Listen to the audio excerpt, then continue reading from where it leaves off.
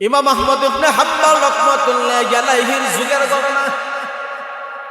ইমাম আহমদ ইবনে হাম্বল উনি যুগশ্রেষ্ঠ একজন বুজুর্গ, যুগশ্রেষ্ঠ একজন ইমাম। নবীজির হাদিস সংকলন করার জন্য দিনের পর দিন, রাতের পর রাত্র মেহনত করে করে মানুষের দুয়ারে দুয়ারে হাইটে হাইটে হাদিসগুলা সংকলন করতেন, সংরক্ষণ করতেন। যদি শুনতেন অমুক এলাকায় অমুক জায়গায় নবীজির একজন হাদিস জাননেওয়ালা লোক আছে, ওই জায়গায় যেতে যতই বাধা হোক, কষ্ট হোক, ওই ইমাম আহমদ ইবনে হাম্বল রাহমাতুল্লাহি আলাইহি ওই এলাকায় ছুটে যাইতেন। আল্লাহু আকবার।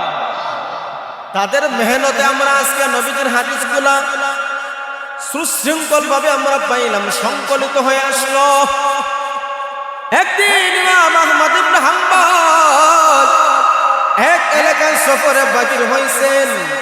আপনাদের নোয়াগাঁও এলাকার মতন একটা মসজিদ পাইছেন, খুব গভীরে গ্রামের ভিতরে, বাজারের ভিতরে একটা মসজিদ পাইছেন।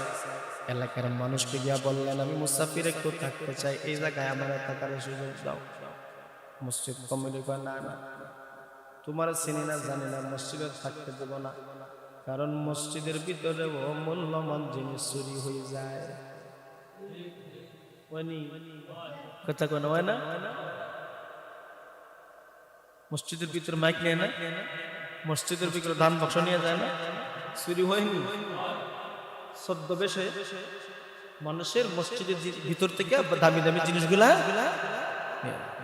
মাথায় টুপি, মুখে দাড়ি, ধরেছে দেখো বেশ, কইসা দেখো ভালো জিনিস, কবি হইল সে। ছদ্মবেশে মসজিদে ওই ঘোরা ফেরা কহরে, সুযোগ পাইলে মুসল্লিদের জুতা চুরি করে। থাকতে হবে ওদের তরে, থাকতে হবে ওদের তরে, সাবধানে নজর করা, বেজাল কোনটাতে আছে যায় না সহজে ধরা। শহরতলি মানুষ বন্দর গেছেন নামাজে, বন্দর নামাজে যাইয়া আপনার রুকু ধরার জন্য খুব তাড়াহুড়া কইরা, আপনি রুকু ধরবেন তাড়াহুড়া কইরা, আপনি সেজদায় গেলেন, বেচারা সেজদায় গিয়া সুবহানা রাব্বিয়াল আলা মিস্টার সুরে কো যেটা কোন জোরা বালা বালা সালাম ফিরায় দিলেন, হয়নি না হয় না?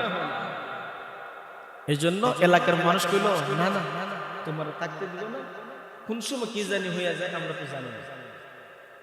ইমাম আহমদ ইবনে হাম্বল একদম বলল, আমি একজন মুসাফির, আমি একজন আলেম মানুষ, নবীর হাদিস সংকলনের জন্য বের হয়েছি। মুসাফির সাহেব একটু থাকার জায়গা চাই, এলাকার মানুষ মনে থাকতে দিল না।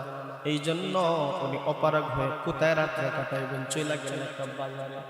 বাজারে দেখবো 24 ঘন্টা দোকান পাট খোলা থাকে, ডেনের কিছু দোকান আছে।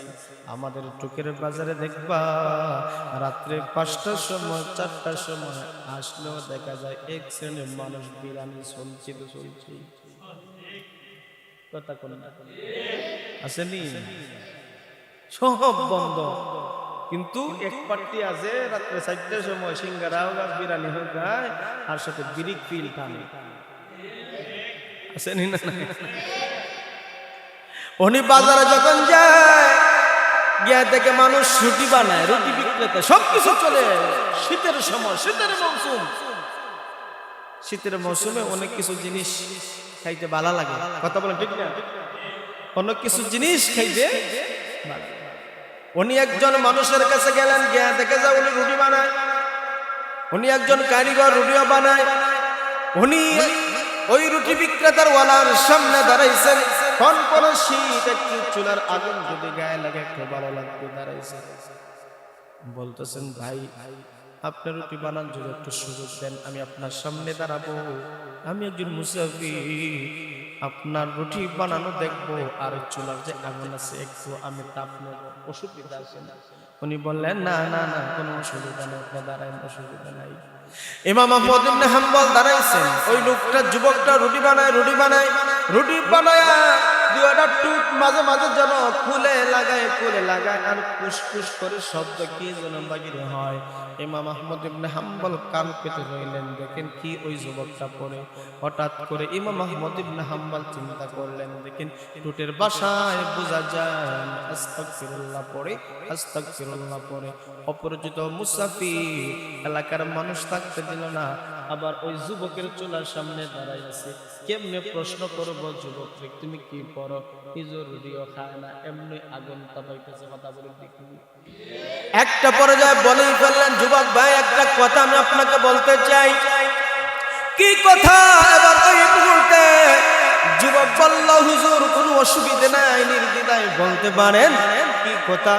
এবার ইমাম আহমদ ইবনে হাম্বল বললেন, বাবা আমি দেখতেছি তোমার ঠোঁট যেন নড়াচড়া করে আর ফিস ফিস শব্দ কি তুমি পড়তেছো অস্পষ্ট।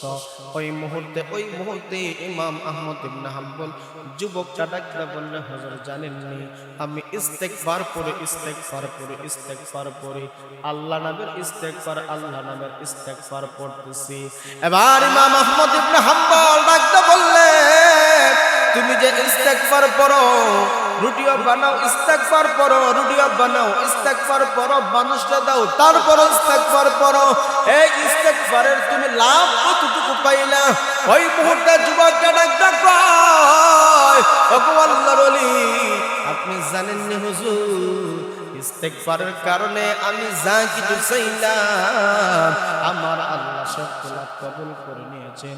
শুধু একটা দোয়া এখনো বাকি আছে, সেই দোয়াটা হইল আমি আল্লাহর কাছে দোয়া করেছি, আল্লাহ আমাকে যুগের শ্রেষ্ঠ বুজুর্গ ইমাম আহমদ ইবনে হাম্বলের সাথে সাক্ষাতের ব্যবস্থা করে দাও। ইমাম আহমদ ইবনে হাম্বল ওই সময় চোখের পানি ছেড়ে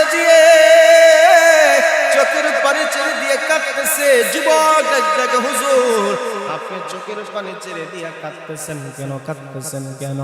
এবার ইমাম আহমদ ইবনে হাম্বল বলো, বাবা আমি যে তোমার সামনে দাঁড়িয়ে আছি আমাকে তুমি চিনো না? না, আমি তো আপনাকে চিনি না।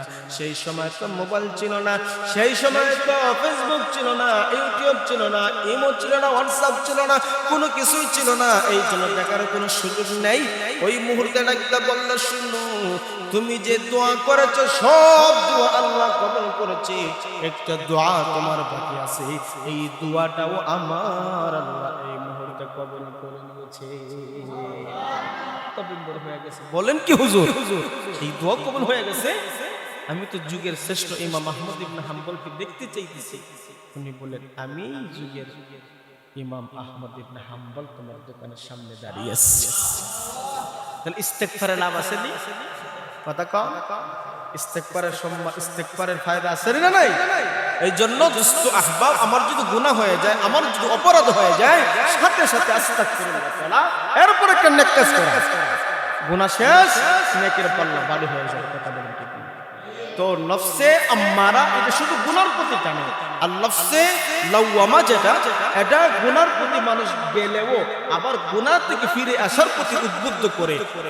আল্লাহ গুনাহ করছি, আয় হায় এটা আমার দ্বারা ঠিক হয় নাই, তওবা করার জন্য সে খুঁজে, আল্লাহ তারে তওবা করার সুযোগও দেয়। আর 3 নম্বর হলো নফসে মুতমাইন্না।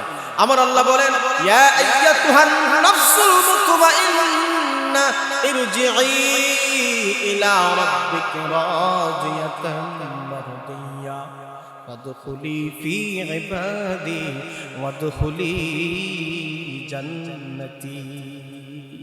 নফসে মুতমাইন্না, আত্মাওয়ালা যদি আমি হতে পারি, আপনি হতে পারেন। ও পর্দার মা, আপনি যদি নফসে মুতমাইন্না ওয়ালা হয়ে যেতে পারেন, মরণের সময় ফেরেশতারা ডাকবে, হে প্রশান্ত আত্মা, তুমি তোমার রবের দিকে বের হয়ে আসো, তুমি তোমার রবের দিকে তুমি বের হয়ে আসো। শুধু তাই না, তোমার রব যাদেরকে জান্নাতে দাখিল করেছে, জান্নাতে প্রবেশ করেছে, তুমিও তাদের অন্তর্ভুক্ত হয়ে যাও। এই যে একটা আল্লাহর পক্ষ থেকে তাকে সুসংবাদ দেওয়া হবে। ওই মুহূর্তে নফসে মুতমাইন্না যে রূহটা ছিল, আল্লাহর সুসংবাদ পাওয়ার সাথে সাথে আনন্দের সাথে সে জলদি দুনিয়া নামক পচা জায়গা থেকে বের হয়ে জান্নাতে যাওয়ার জন্য পাগল হয়ে যাবে। নফসে মুতমাইন্না, হযরত চলে আসছে, সুযোগ নাই, সময় নাই, আমিও অন্য জায়গায় যেতে হবে।